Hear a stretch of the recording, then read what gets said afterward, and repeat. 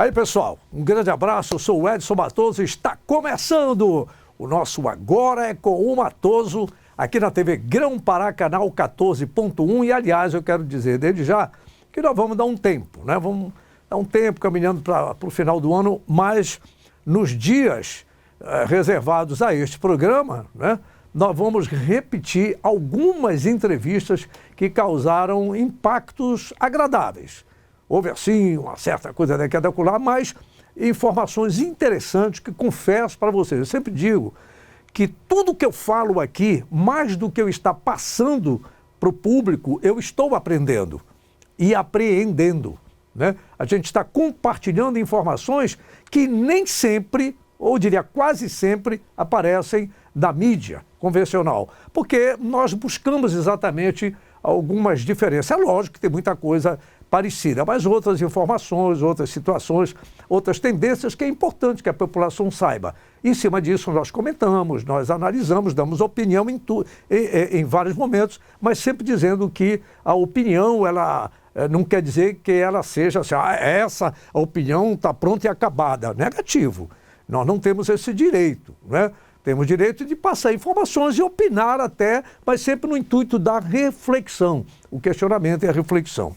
Então é isso aí, tá certo? Nós vamos apresentar o programa de hoje. Tem notícias interessantes, notícias alegres, um futebol saudoso, Remo e Yamada. Olha lá, rapaz, eu vi até uma foto do Hiroshi Yamada, que tem muito a ver com Yamada também no futebol. O Valmir Seabra, lá de Salinas, que nos enviou um material que eu vou mostrar aqui. Foi no domingo passado, mas não interessa, continua atual esse material. Boas recordações a gente precisa lembrar todo tempo para exercitar essa coisa boa, essa coisa positiva. Meus amigos, nós temos uma declaração da ministra de Estado da Mulher, Cidadania e Direitos Humanos, Damares Alves, sobre uma operação que vem acontecendo desde outubro. Alguém pode até dizer, mas eu já ouvi falar sobre isso, já deram essa notícia aí. Mas a situação não está pronta e acabada. O alerta continua, a preocupação existe e as autoridades estão cada vez mais atentas. E é fundamental que aqueles que atacam, que violentam os idosos em todas as formas de violência, inclusive querendo proibir que o idoso pense, que o idoso haja, que ele tenha a sua liberdade de ação, fora o espancamento, o roubar o idoso. Tem gente de olho. E a ministra Damares faz aí um balanço do que aconteceu desde o mês de outubro. Interessante o retrospecto dela. Eu tenho também, veio lá do Marajó, nosso querido Bastos Júnior, que é uma grande liderança comunitária aqui no bairro da Marambaia, com uma equipe, a turma de ciclismo, né? Passando ali pelos campos do Cachoeira do Arari, Salvaterra, muito bacana. Nós vamos mostrar essas imagens que ele filmou, vamos mostrar aqui. Marajó, queridíssimo. Aliás, hoje em dia, quando a gente fala em Marajó, a gente lembra também da ministra Damares, que esta mulher, no melhor sentido, ela conseguiu trazer até um presidente da República. O Bolsonaro esteve aqui, lembra? E a gente um dia precisa esmiuçar mais os resultados da vinda do presidente Jair Messias Bolsonaro no arquipélago do Marajó. Deixa eu ver o que é que eu tenho mais.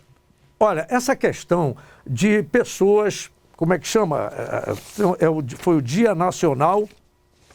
Cadê, Edson Matoso? Deixa eu pegar aqui o papel. Esses meus rabiscos são terríveis. São terríveis. É o Dia da Pessoa com Deficiência.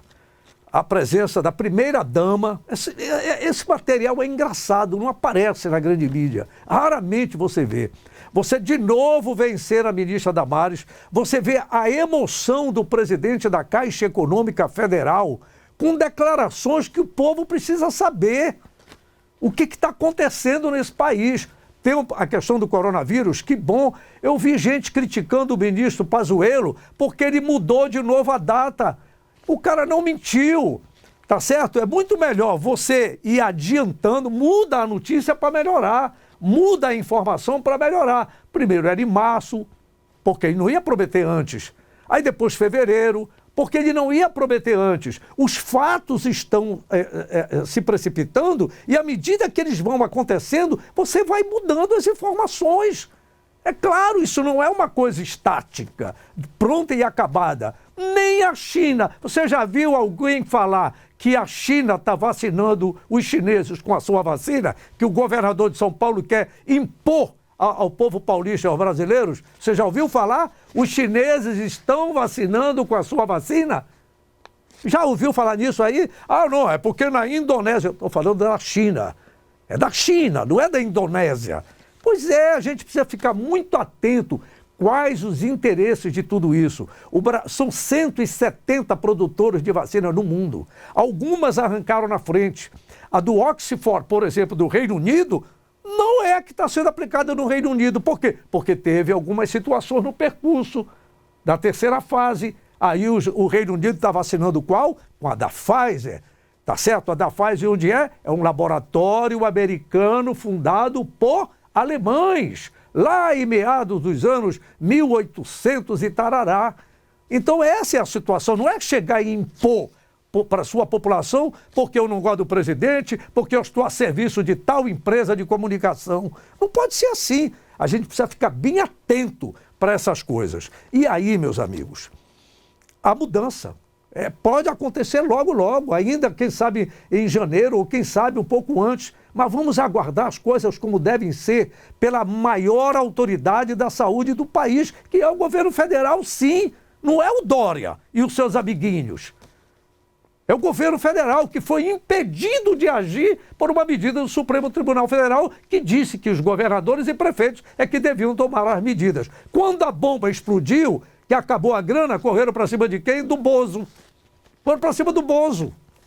Né? Fizeram a onda e depois correram para cima do Bozo. É tu que tem que dar a grana. Mas não foi vocês que fizeram a onda? Não é? Então é isso que a gente precisa, ter a clareza, sem fanatismo, sem doença. Então nós vamos mostrar uma matéria sobre isso, tá certo? A emoção com que o presidente da Caixa Econômica se manifesta com a presença de um povo índio, inclusive uma mulher como cacique, que ele chama de cacica, com certeza eu ainda não tinha nem pensado nisso. Qual é o feminino de cacique, não é? Lá em Tabatinga,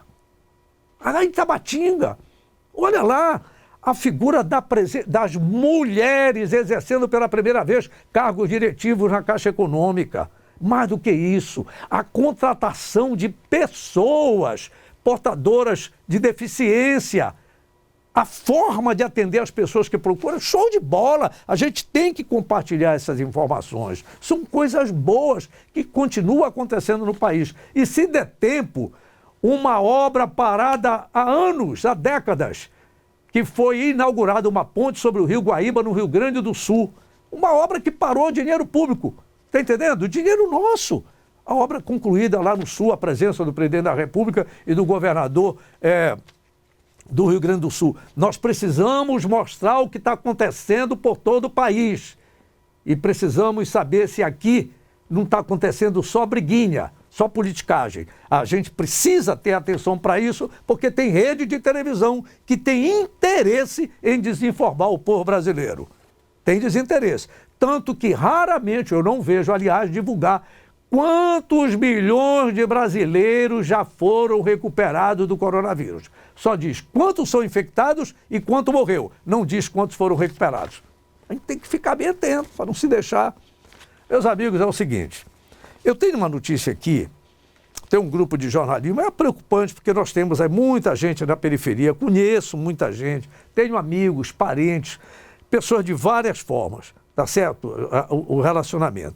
Essa notícia foi extraída do Ver o Fato, do companheiro Carlos Mendes, um belíssimo jornalista que eu conheço há 50 anos, pelo menos. Há 80 para cá, 40 anos. Jovens da periferia são as maiores vítimas de homicídios, aponta o estudo da República de Emaús. Então, os jovens que moram... Eu vou colocar o óculos, a letra está boa, mas não está tão boa para mim, não. Tá? Então deixa eu colocar, que é uma notícia, de qualquer forma, é muito importante. Os jovens que moram na periferia da região metropolitana de Belém, de Marabá, do Sudeste Paraense e de Altamira, na região do Xingu, são maiores vítimas de homicídios, segundo uma pesquisa desenvolvida pelo Centro de Defesa da Criança e do Adolescente, o SEDECA, do Movimento de República de Emaús. De acordo com o estudo de junho de 2015, a junho de 2018, foram contabilizados e analisados laudos de 1.202 homicídios, confirmando a causa principal de mortalidade de jovens de até 21 anos, pelo amor de Deus. 2015 a 2018, né? Em trabalho realizado com o apoio do Ministério Público do Estado, do Pará e da Universidade Federal do Pará. Muitas pessoas acham que esses jovens são matáveis mesmo, são mortes aceitas em grande parte por serem meninos de periferia. O Guamá e o Tapanã, bairro de Belém, lideram a nossa pesquisa, diz aqui, com altos índices que resultam na possibilidade maior de um adolescente nascido lá antes dos 21 anos morrer. É triste isso. Matoso, mas o que tu queres com essa notícia? Falta de política pública. Onde está a educação? Aliás, esse período era o final da Dilma e o início do Temer. Era bom saber agora. Está sendo permitido uma mudança no que havia em educação, que diz, não, era ótimo. Esses dados não são meus. São dados que estão aqui no Ver o Fato, tá certo? Um jornal de um jornalista consagrado, inclusive nacionalmente, num trabalho do Ministério Público do Estado, da República do Pequeno Vendedor e da Universidade Federal. Quais as políticas públicas que são feitas nessa direção para reduzir esta matança contra as nossas crianças e adolescentes? Até 21 anos. Até 21 anos. Quais as políticas públicas? Uma coisa eu diria, pais que têm esses filhos. Eu digo que eu também, como pai, eu conversava com um dos meus filhos, que ainda é adolescente, tem 2 adolescentes, dizia, meus filhos, eu sei que é complicado a gente falar em Deus. Falar em Deus hoje é sinônimo de ser otário, bobo. Deus não existe. Olha, eu também tive a idade de vocês, tem hora que a gente desobedece, a gente não quer não sei o que e tal. Ah, porque tem isso e isso do padre da igreja tal, do pastor, não liguem para isso. Eu estou falando de Jesus Cristo, estou falando de evangelho, de Bíblia, tá certo? Aqueles que o Estado é laico, mas nós somos cristãos, eu particularmente cristão católico. Então a figura de Deus, a figura de Jesus Cristo, a figura do Evangelho, essas figuras estão sendo banidas. Parece que é feio, é crime, e as nossas crianças, adolescentes e jovens são estimulados a esquecerem isso. E aí se deparam com esse mundo satânico. Porra, mas tu viraste pastor? Não. Reflexão. Vocês estão pensando o quê? Que eu ainda não me confronto com Satanás, os espíritos maus, os servidores do demônio não nos prejudicam? A gente está em frente, a gente tem que orar todo o tempo. Né? Ultimamente eu venho orando aí com o exército de São Miguel, com Nossa Senhora Desatadora do Nós. E você que é evangélico, espírito, bandista, seja qual for, com certeza o Senhor é o meu pastor e nada nos faltará. Porque os filhos do diabo estão atentando de todo jeito aí, de várias maneiras. Inclusive, uns se apresentam com cara de besta. Mas por dentro são hienas, lobos vorazes. É isso aí.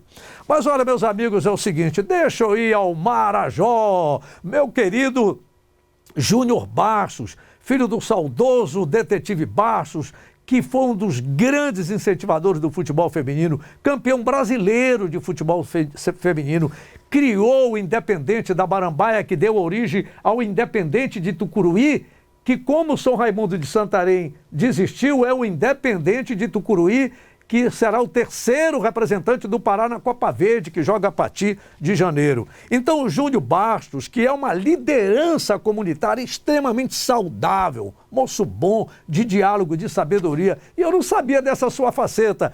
Com vocês, Júnior Bastos, de bicicleta, como é que chama? Chove nos campos de Cachoeira, não é isso? Vamos lá, pro Marajó.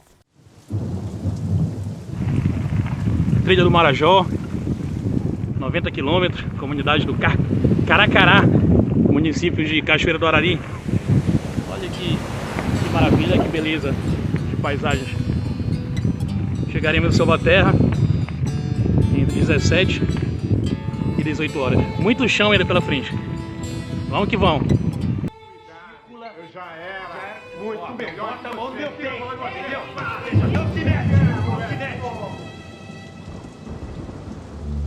Bacana, muito legal. Pessoal, rapidinho que eu já falei um bocado nesse primeiro bloco, pedindo mais uma matéria. Como é o nome da Operação Vetos, né? Operação Vetos. Isso vem desde outubro. Meus amigos, os números são terríveis. Olha, quem ataca idoso, quem violenta idoso, quem assedia de forma criminosa o idoso, se cuide, hein? As autoridades estão de olho nessa raça que ataca idoso. 30 milhões ajuda a sustentar as famílias no Brasil. A ministra Damares Alves faz um balanço de tudo isso aí, com ações do Ministério Público Federal, Polícia Civil, Autoridade Polícia Federal, enfim. Acompanhe o depoimento da ministra Damares Alves, ministra de Estado da Mulher, Cidadania e Direitos Humanos. É muito importante. Oi, gente, 4 de dezembro, 19h30, estou passando aqui para compartilhar com vocês o resultado final da Operação Vetos. Para aqueles que não acompanharam, hoje aconteceu em 1.400 municípios, nos 26 estados e no Distrito Federal, a Operação Vetos, coordenada pelo Ministério da Justiça, com a parceria com a Polícia Civil. Mais de 9.000 policiais civis estavam nas ruas hoje. Delegados de delegacias especializadas de proteção ao idoso estavam nas ruas hoje, cumprindo o mandato de prisão. Mas a operação teve início no dia 1º de outubro. No dia 1º de outubro eu estava lá na sala de operações da operação, falando com todos os representantes dos estados. E hoje estavam todos na rua. Mas as prisões começaram em 1º de outubro. E hoje a gente encerra a operação, agora à noite, com 567 pessoas presas. Nunca isso aconteceu no Brasil. Agressores de idosos presos. Mas a gente também terminamos agora à noite com 2.800 termos circunstanciados. Aquilo que não deu prisão, deu um termo circunstanciado. E encerramos a noite agora com 3.688 inquéritos instaurados. Isso quer dizer que no final desses inquéritos e depois da condenação judicial, muitas pessoas ainda poderão ir para a cadeia. Mas eu quero dizer para vocês o mais impressionante. Foram alcançadas 13.862 vítimas. 13.862 idosos foram, durante a operação, protegidos, alguns resgatados de cativeiro. E no total foram 14.779 diligências. Esse número é impressionante. Terminamos a noite também com 872 medidas protetivas. Nunca isso aconteceu no Brasil. Nós inauguramos hoje uma nova era na proteção dos idosos no Brasil. E eu quero agradecer ao ministro André, o ministro da Justiça, que ouviu o clamor dos idosos e que ouviu o clamor deste ministério. Obrigada, ministro André. É um novo Ministério da Justiça. Eu quero agradecer o secretário nacional de Operações Integradas, o Dr. Jefferson, e o coordenador nacional de Operações Integradas. Obrigada por terem recebido as denúncias do Disque 100 e transformado numa grande operação em todo o país. Gente, eu vi imagens hoje, das mais terríveis, imagens que eu jamais imaginei que viria. Eu vi imagens de idosos apanhando, eu vi imagens de idosos sendo torturados, eu vi imagens de idosos amarrados no fundo do quintal. Vocês não têm ideia. Nós também recebemos muitas denúncias de estupro de idosas. O estupro de idosos está crescendo no Brasil. Atenção, Brasil, abre os olhos, povo, por favor. Vamos juntos proteger os idosos. Mas eu também vi outras imagens hoje. Eu vi, gente, quando a polícia chegava nas casas, os idosos gritavam: socorro, nos tirem daqui. E o que eu vi? Qual foi a resposta que eu vi dos policiais? Carregando idosos no colo e levando para as delegacias. Obrigada a todos os policiais civis que participaram dessa operação. Hoje, a gente inaugura um novo tempo no Brasil.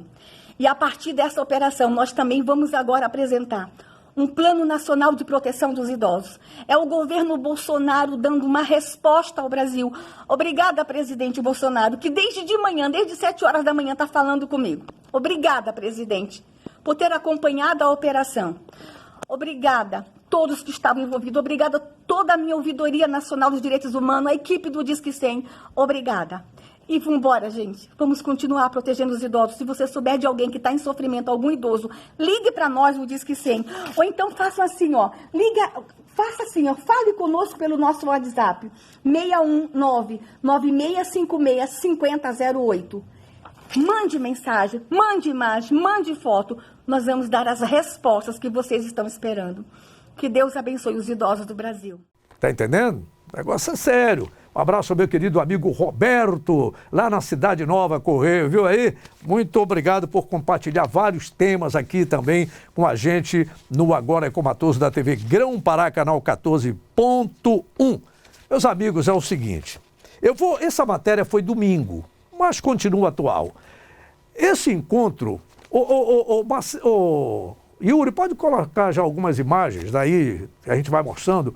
Foi um encontro entre Clube do Remo e Yamada, o pessoal que participou de competições, inclusive o Yamada foi campeão de juniores em 86. Naquele tempo o Hiroshi Yamada dava um apoio muito forte, depois por motivos outros ele acabou parando, mas o Yamada revelou muitos valores. E aí houve um encontro domingo passado no Bainão, em disputa do troféu Bira, o troféu Biratã do Espírito Santo. O Bira, que faleceu recentemente, foi um grande artilheiro do Paysandu, do Remo, do Internacional e outras equipes, foi técnico do futebol do Pará. O Bira era uma figura que eu tive o prazer de compartilhar com ele, irmão do Aldo, outro brilhante lateral. Então, você vai ver logo, mostra aí, olha o lance do gol da equipe do Clube do Remo, a bola foi colocada na direção de Ageu Sabiá, entrou na área, cortou o primeiro, jogou pro meio, deu um corte no segundo, bateu de canhota, a bola vai entrando, é gol! Gol do Remo, Ageu Sabiá, o nome do homem, é no velho estilo, rapaz. Ageu Sabiá já está com uns 50 uns trocados, mas a mesma ginga, o mesmo... Mas, Ageu, como é que tu vai jogar, Ageu, com esse teu barrigão? Ora, rapaz, o cavalo não tem a barriga grande? Pois é, e corre pra caramba. O Ageu era terrível. Aí depois foram abraçá-lo o Edil, né, e o Jair Feitosa. Aí teve o gol de empate do Yamada. Sabe quem cobrou? O Bebeto que jogou no Remo, mas estava pelo Yamada. Olha aí a cobrança de falta favorecendo a representação do Yamada, tomando posição. Bebeto correu pra bola, tirou, subiu, Panela, desviou de cabeça, gol! Gol do Yamada! Cobrança de falta do Bebeto, desvio de cabeça do Panela, empatado o jogo. Remo 1, Ageu Sabiá, Yamada 1. Vamos pro pênalti, gol do Panela. Os pênaltis você vai acompanhar aí. O primeiro pênalti é do Yamada. Bebeto correu, cobrou, gol do Yamada. Bebeto cobrando o pênalti 1-0. Vamos agora para o segundo pênalti. Quem vai cobrar é Renato para a equipe do Clube do Remo. Renato chegou, chutou. Gol do Clube do Remo. Agora é o Yamada de novo tomando posição. Lua correu, bateu, Lua. Gol do Yamada. 2-1. Vamos agora o pênalti é do Clube do Remo. Edil Highlander correu, chutou, bateu. Perdeu, Edil, olha pra onde foi. O Yamada vai ganhando 2-1. Agora quem vai cobrar o pênalti é Ney Sorvetão, que jogou no Isabelense, jogou no Paysandu, jogou no Remo. Mas aí ele tava pelo Yamada onde começou. Correu, Ney Sorvetão, atirou. Gol do Yamada. 3 para o Yamada. 1 para a equipe do Clube do Remo. E sai festejando, olha a vitória do time do Yamada, uma festa danada. E teve até entrevista, entrega de troféus. Jorginho de Castro, rapaz, filho do saudoso Jorge Castro, ponta direita do Remo, seleção paraense, jogou também no Sport Recife. O Jorginho de Castro brilhou pela Tuna, Paysandu, Remo, estava lá entregando troféu. E o Edmilson, grande Edmilson, dando entrevista aí também. Olha, muito obrigado, parabéns ao Hiroshi Yamada, sempre grande incentivador do Yamada Clube, ao Valmir Seabra, que nos mandou todo esse material. Muito bom. Bom lembrar, né, 86, 87, nessa época eu não estava fazendo futebol. Nessa época eu estava apresentando o programa Bom Dia Pará da TV Liberal, canal 7. Para terminar, meus amigos, Para terminar, eu quero mostrar essa matéria aqui sobre pessoas portadoras, né, de deficiência. Presença da primeira-dama do governo federal do Brasil, Michele Bolsonaro, a ministra Damares, mas o depoimento do presidente da Caixa Econômica Federal é emocionante. Vale a pena a gente testemunhar, porque são imagens que a gente não encontra normalmente na mídia convencional, mas aqui aparece. Veja aí, isso é inclusão social, valorizar a mulher, valorizar o índio, valorizar as pessoas simples, as pessoas portadoras de deficiência. Acompanhe essa matéria. Presidente, ferrou. Normalmente eu choro depois. Véio.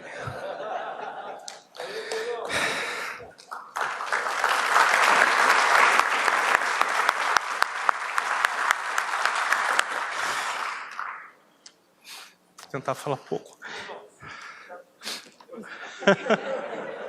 Um abraço.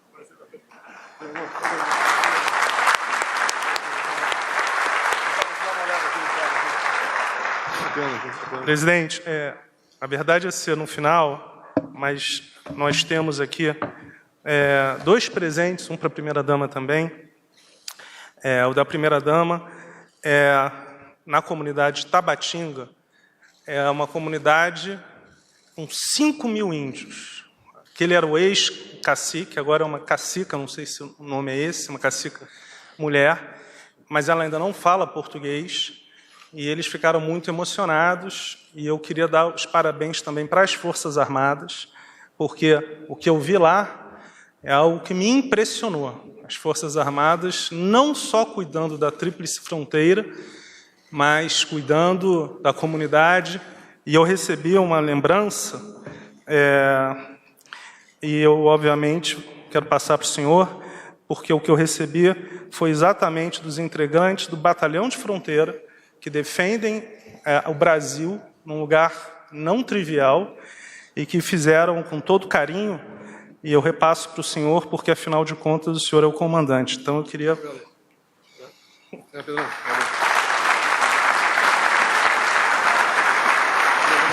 Obrigado. E, primeira-dama, na PAI Tabatinga, nós recebemos do Diego, e ele tem uma deficiência severa.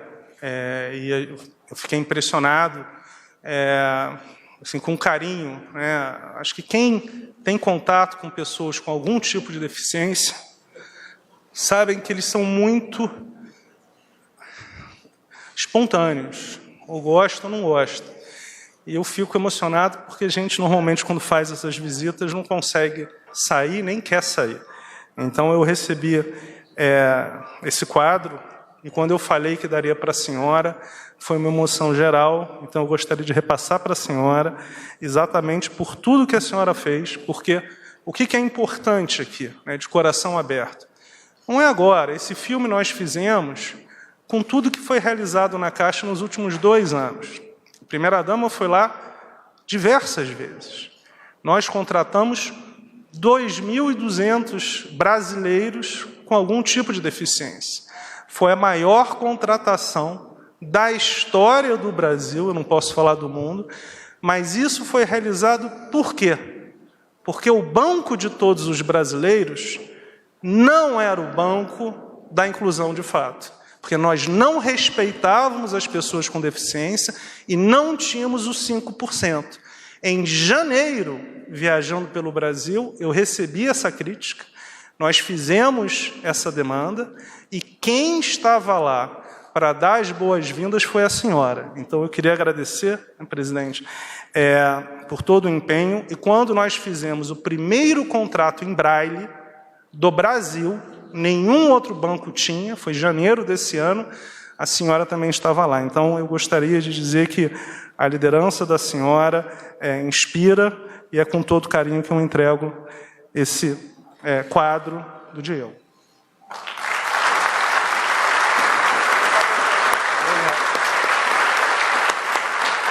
E hoje eu vou falar uma coisa, começar falando de algo muito impactante.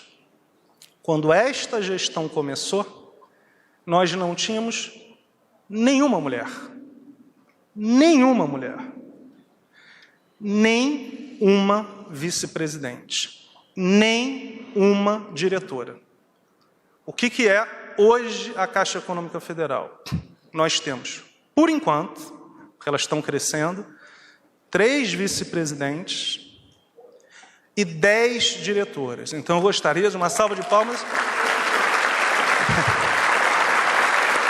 Eu vou dizer para vocês que os melhores funcionários que nós contratamos são os funcionários com deficiência. Sabe por quê? Porque eles estão acostumados a ter um olhar diferente. Porque, normalmente, como o Gilson falou muito bem, por exemplo, quem está na cadeira de... Vem aqui. Normalmente, você olha de cima para baixo. E isso não existe. Então, eu queria dizer que todos eles, vem cá também, têm essa característica de ter o olhar diferenciado, porque quando um cliente chega na Caixa Econômica Federal, muitas vezes de chinelo, com a camisa suja, ele tem o mesmo tratamento, e muitas vezes com mais carinho, que um que chega todo cheiroso, de terno e etc. E isso é uma coisa que eu me orgulho muito de todos vocês, e efetivamente nunca mais a minha vida vai ser a mesma, porque o que vocês fizeram por mim nesses 2 anos, mais 2 anos, né, presidente? E o tempo que o senhor ficar, eu vou ficar, porque eu já falei que eu não desgrudo, efetivamente mudou minha vida. Então, eu queria agradecer. Muito obrigado. Senhor presidente, boa tarde. Kemily, boa tarde, Kemily. Essa é a Kemily, gente, filha do Douglas, veio de tão longe, ficou horas num barquinho para chegar até perto de um aeroporto para estar aqui conosco. Foi Kemily que a Pátria Voluntária alimentou durante a pandemia. E eu vou começar por aqui, Michele, mandando um recado para a imprensa, que tanto me ama. Os 7 milhões de reais que vocês nos acusaram que eu e Michele desviamos de verba pública, era dinheiro de um doador privado. E nós usamos os 7 milhões de reais para alimentar os ribeirinhos que foram esquecidos por anos nessa nação. E não adianta, a gente vai continuar cuidando dos ribeirinhos no Brasil. Por você, Kemily, a gente vai enfrentar toda a oposição no Brasil. E mais um recado para a imprensa. O Estado é laico, mas não é laicista. E a maior crítica que fizeram ao Pátria Voluntária, a mim, a Michele, a todos os conselheiros, é que nós usamos, aproveitamos toda a logística de instituições religiosas. As instituições religiosas que estão há anos cuidando do nosso povo. Nós vamos continuar fazendo parceria, queiram vocês não da imprensa, com as instituições religiosas nesse país. O Estado é laico, mas não é laicista. Ai do Brasil, se não fosse as instituições religiosas. E aqui eu faço uma homenagem a todos os voluntários que pertencem às instituições religiosas nesse país. Obrigada, presidente Bolsonaro, por a gente estar fazendo a diferença nesse país. Pessoas que estavam esquecidas estão no protagonismo. Essa é a diferença do seu governo, presidente. Que Deus abençoe todas as pessoas com deficiência nesta nação. Que Deus abençoe o meu Brasil. Que Deus te abençoe, presidente. Obrigada pela forma como nós estamos conduzindo o tema nessa nação. Muito obrigada.